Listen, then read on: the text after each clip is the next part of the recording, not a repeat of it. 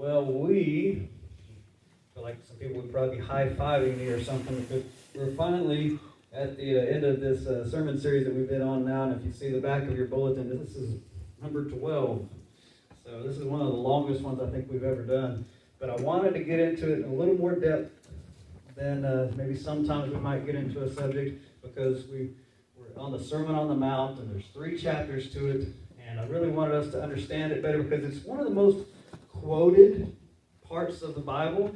It's one of the parts of the Bible that even non-Christians, people that don't have much familiarity with the Bible, even they still will know pieces of it because it is so popularized in our culture. And so that's why I wanted to spend more time with it and really kind of dig a little deeper with it and help you to understand it in all its facets.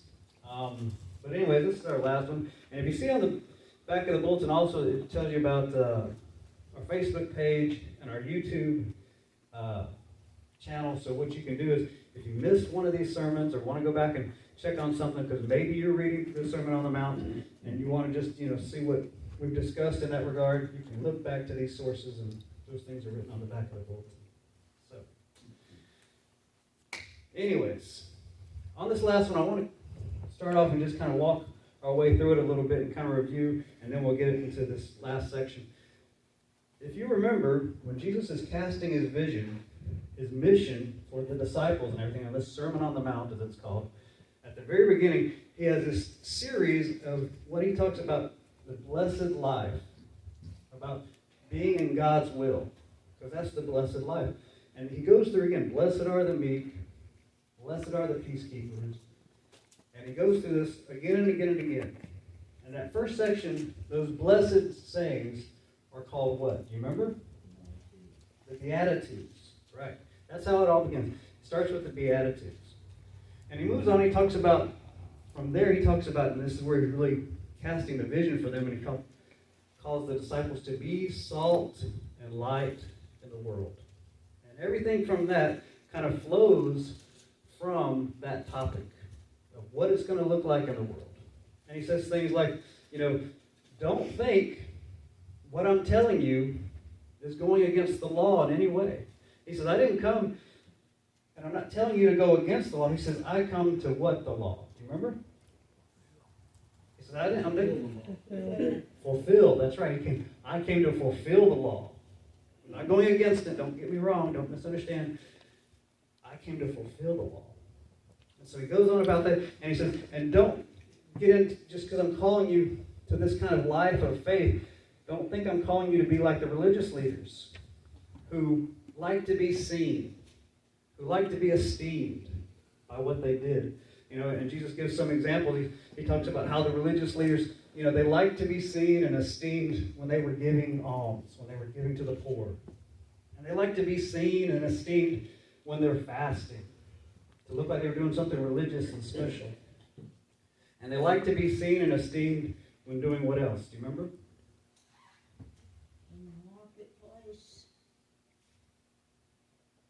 There's fasting. There was giving to the poor, and there's one other that he criticizes them about.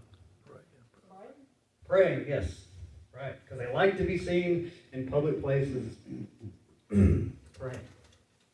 Now, he goes on from there, and he's discussing, and then he starts warning them about materialism. And he puts it to them this way. He says, wherever your treasure is, there your what is? Your heart. Right, there your heart is. And so he's building on the seriousness of that. And then he cautions them about trying to judge others. And then he cautions them about that. And he kind of makes this very interesting statement. He says, why do you concern yourself about a speck in someone's eyes when you have a what in your eye? A log, a plank, yeah, exactly. However, the different translations may word it. It's the same thing. You're worried about a little speck in somebody else's eye when you've got this massive thing in your eye that keeps you from seeing properly in the first place. So that's what Jesus was talking about going through the sermon. Hit on a few different points. And then last week, he was talking about how that there's kind of a compass you can use in your Christian life. And he says this compass is so broadly applicable. He said, if you follow this, it's like following all the law and the prophets. All that they had to say and all that they had to direct God's people to do. He says, you get this right. He says, it's like fulfilling all the law and the prophets. Do you remember what it was? Don't do to others what you don't want done to yourself. No, that's the don't. He said, do unto others. We talked a little bit about that last week, how popularized it gets a lot of times thrown out there as don't, but really Jesus said, do unto others. He's calling them to love others as they love themselves. He said, do unto others as you would have them do. So, now, going forward. Today I want to talk about school and tests. I know that probably brought a bright, cheery thing to your mind, because if you were like me, you think about school and tests and you probably thought, ugh. Probably don't miss that for a second. Did anybody here like school? I mean, you were like just somebody who wanted to go to school, was not a problem for them, enjoyed it. You liked it, Roger? Okay. As much as I got to go. Okay, so Roger and Lavinia and Shellnut. Okay. So some of y'all like school. Now, what about tests? Did you like tests? Did you like taking tests on exam day and that kind of stuff? If I'd studied my lesson, I didn't mind it. If you studied the lesson and felt prepared, yeah, I can understand that. So, okay. See, when I was in school, I was the kid who ran away from first grade. I mean, that's the kid I was. And my parents had to come to the school and get me back, and it was a funny little episode, but I was the kid who ran away from school kind of deal. And so this, thinking about these tests and things, was not a pleasant thing. Now, they go through tests, and as you just get older, you have more and more tests. Miss Eileen today was talking about her husband, Benjamin, having to take a test related to his work. And so you just don't almost ever get out of taking tests, it seems. You know, like you're going through high school, and then you're taking the SAT, or maybe the ACT, and then you're in college, and maybe, just depending on your career, you know, you might take a test to go to law school, the LSAT. You might take a test to go to medical school, the MCAT. You might graduate from business school and get a CPA test of some sort. So we're always taking tests, it seems. And the reason why is because tests, a lot of their function is to predict your success. Because they think if you do good on this test, then that's a predictor of how well you will be successful and thrive in this area. You do good on the test for law school, you get into law school, and that tells them, okay, we expect you to be a success. You have to have a certain score to get into law school, because they say that test determines if you'll be successful. That's one of the functions of tests. May not be something you're glad about, but that's how it's used. Now, what Jesus is going to talk about today is going to be a predictor of your ability to thrive as a disciple. It predicts your future. How well you will be able to thrive as a disciple. How well you will be able to live out being salt and light. And Jesus says, this predicts how that will all turn out. And so our focus today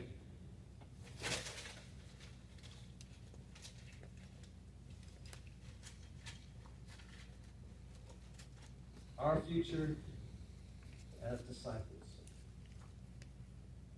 Our future as disciples. That's what Jesus is going to be explaining to us today. Our future as disciples. Just like a test could be one that, you know, an organization or a college can use to predict your future. As a student, Jesus, what we're going to talk about today is going to predict your future as a disciple. Our future as disciples. Say that with me. Our future as disciples. One more time. Our future as disciples. How well we will be able to thrive and be the disciples we're called to be. Now, the last chapter of the Sermon on the Mount, Matthew chapter 7. So if you have your Bibles, or a phone, or a tablet, or whatever, just go to Matthew chapter 7 this morning. Matthew chapter 7. The Gospel of Matthew.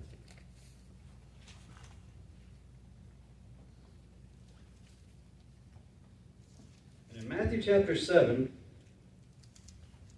Jesus starts talking about where we're going to begin. He's talking about something that's going to stand in your way to you being the disciple that you need to be. Something that's going to be an obstacle. Something that's going to be an issue for you. Okay? Something that's going to keep you from being the disciple that you're called to be. It's going to be an obstacle. It's going to be an issue.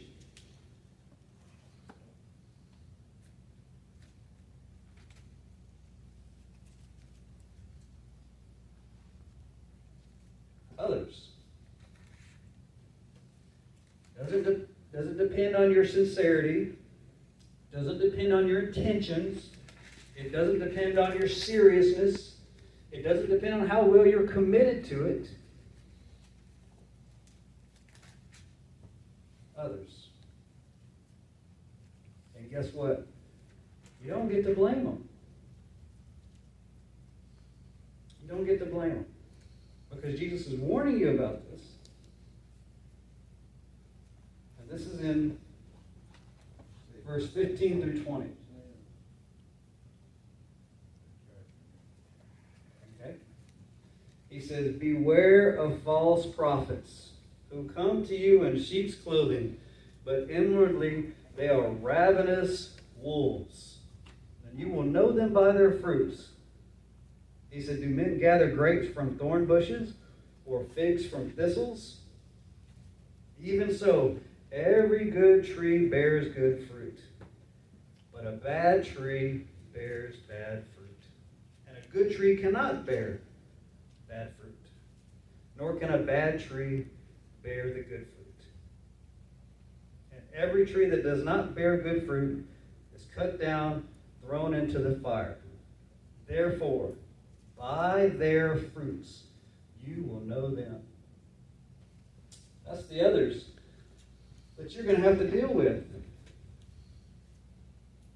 And he expects you to be competent in dealing with them. And that's why he's warning you. He says, beware of false prophets. Now, a lot of times in our common lingo and how we understand things, we see prophets and we think people talking about the future.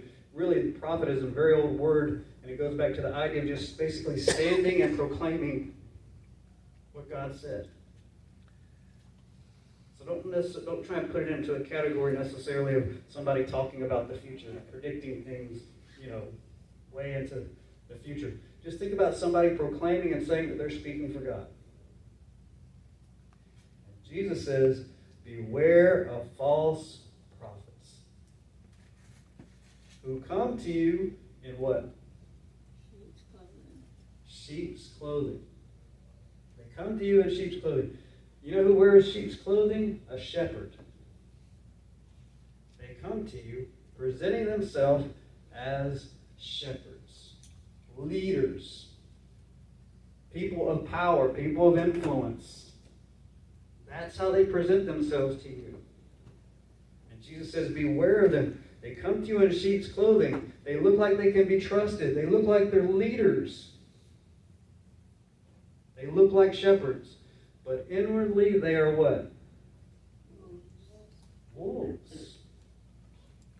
They are there to prey on the sheep. They are there to consume the sheep. They don't care about the sheep unless the sheep is fulfilling what the wolf wants. They're ravenous, it says. They got an amazing appetite.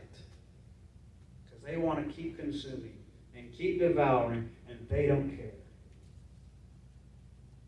And they look like shepherds. And it's up to us to beware of false prophets. That's going to be an obstacle. That's going to keep you from thriving, from being salt and light, as Jesus called us. And he goes on and he's talking about that. And then he gives us two parables. And this is picking up in 24 through 20.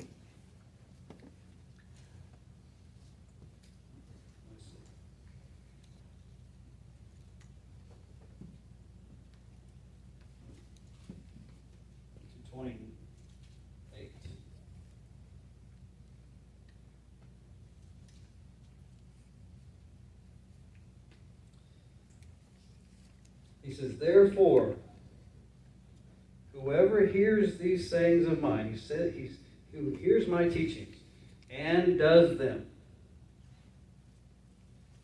I will liken to a wise man who built his house on the rocks. And the rain descended, the floods came, and the winds blew and beat on that house, and it did not fall, for it was founded on the rock. But everyone who hears these sayings of mine and does not do them will be like a foolish man who built his house on sand.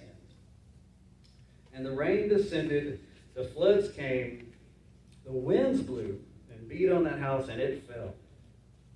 And great was its fall. And so it was when Jesus had ended his sayings that his people were astonished at his teaching. So Jesus goes on and he talks about a parable. And it's a parable of twos. There's two what? Houses. Two houses. And two what else? Two builders. And two what? Storms. Two storms.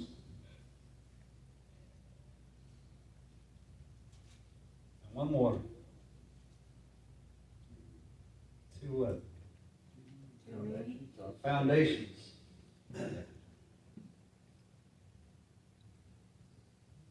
Two foundations. One will survive. One will be okay. The storms are coming in these parables. Both of them see the storm coming. The winds, the water, the rain, all of that in this parable. And two houses are built by two different builders. With two different kinds of foundations.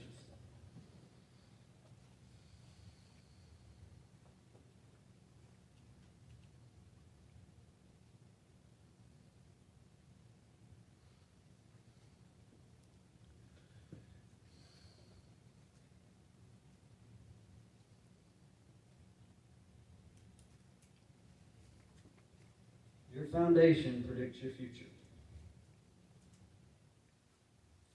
Your foundation predicts your future. How well are you going to thrive as a disciple? How faithful can you be? How much will you fulfill what you're called to be as salt and light? What's it going to come down to? Your foundation. Your foundation predicts your future. Doesn't matter how sincere you are. Doesn't matter what you intended. Doesn't matter how serious you are or how committed you are. None of that mattered to a guy built on sand, does it? None of that mattered to a guy whose house is built on sand. Doesn't matter what he intended. Doesn't matter if he was sincere. Doesn't matter if he was committed. Serious. Wrong foundation. That predicts your future as a disciple. Predicts mine as a disciple. Anybody. That predicts how well you're going to thrive as a disciple. Because your foundation predicts your future. Now here's the thing.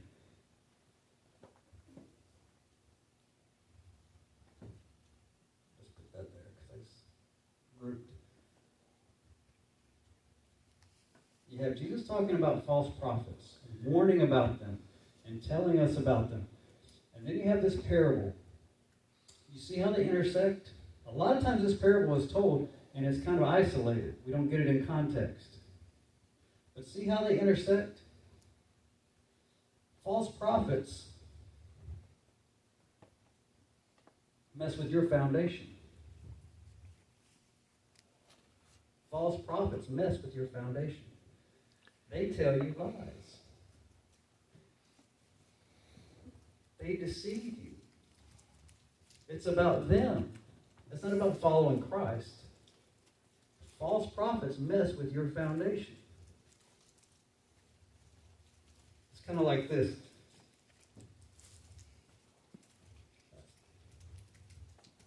Larry, I thought about you when I was grabbing this. We used to talk the other week about handyman stuff around the house and projects and stuff. Let's say you got out the manual, and let's say you were going to do something like put in a ceiling fan. Okay, let's say you got the manual out and you're going to put in the ceiling fan. You've never done it before. You've never seen anybody do it before. And Google don't have what you need, but you got the manual. So you're going to grab the manual and you're going to put on a ceiling fan. You ready for that, Larry? What manual? I got a manual. Maybe that's my problem. Direction. Let's say you got the manual and this is the project you're going to tackle, right? Okay. And you got everything you need explained to you in detail, pictures even. But what if I took out page 4 and 5? That's what false prophets do. They pull out what they don't like. They mess with your foundation. How well are you going to do with that ceiling fan if you've never done it before, never seen it done before? How well are you going to have that ceiling fan running without page 4 and 5? Or, let's say the false prophets, they don't take out 4 and 5. They substitute. They throwed in 2 wires that wasn't the same color. Something like that. Yeah.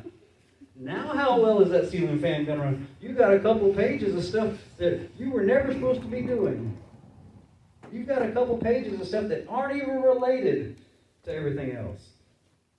That's what false prophets do with God's Word and Jesus' teachings. That's what they do. They mess with your foundation. They put stuff in there that shouldn't be in there, and they take stuff out that should not be taken out. They give you sand to build on. That's why Jesus was tying this together with the parable, because your foundation predicts your future. If you build that foundation on sand, look what's going to happen. Your future is not an uncertain thing. Your future is not something that, well, I don't know what's going to happen, this or that. I don't know how well I'm going to be able to live as a disciple. Oh, it's quite known. Because you're building on sand. Because you've taken the bait from false prophets. And you're building on sand. And you've probably all run into them.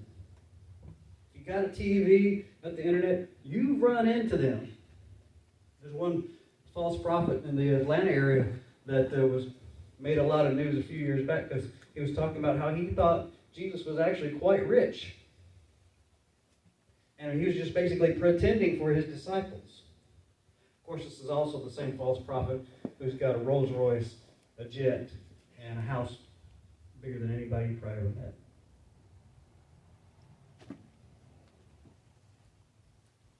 Sand. He's selling you sand. That's what you're building your life on if that's what you're going after, if that's what you're following. Sand. There's another one that talks about how, and I ran across this just even recently, about how Jesus never taught, especially in this month. He just got a lot of controversy. Jesus never talked about homosexuality. Yes, he did. He talked about sex a few different times. He talks about sexual immorality. If you spend 5 minutes looking into this, you can find it. But what are they doing? They're taking whole denominations in that direction, under that lie. And I'm telling you, in 5 minutes you can find out the truth about that. But if you're not going to spend 5 minutes to find out where the false prophet is, then you want to build on sand. You're okay with it. You're building your life on sand. And there's people out there says, well, look how Jesus handled the woman in adultery. He forgave her. And because of that, well, that means God's not going to judge evil. God's not going to judge sin. There's no hell. If you have a life of a trajectory where you're headed away from God your entire life, God is not going to force you to change your direction. He's not going to overcome your will and make you love Him. That's not how love operates. If you want to be separated from God, He will let you do that. Because He cannot force His love on you. And there's no hell. They're selling you sand. And some people, lots of Christians, will sit on Sunday morning and throughout the week and turn that TV on and listen to false prophets. And they go, well, they're kind of entertaining. They might be entertaining for 25 minutes, but for 10 minutes, they're giving you something that destroys your foundation. Can you risk that?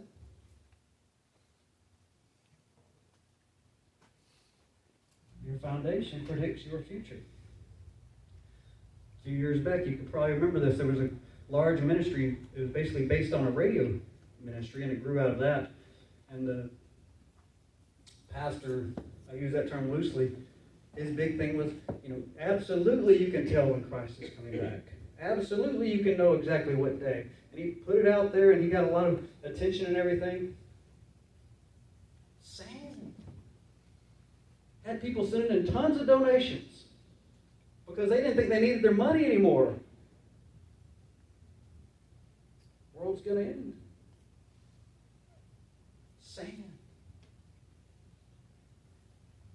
Your foundation predicts your future. Take it seriously. Your foundation predicts your future. And it has nothing to do with how sincere you are. You know a lot of sincere Christians that are sincerely wrong. I'm sure of it. Doesn't matter how committed you are. You can be well committed to building a house on sand, but the storm comes. And it doesn't matter. And you can be very serious about it. And very committed to it.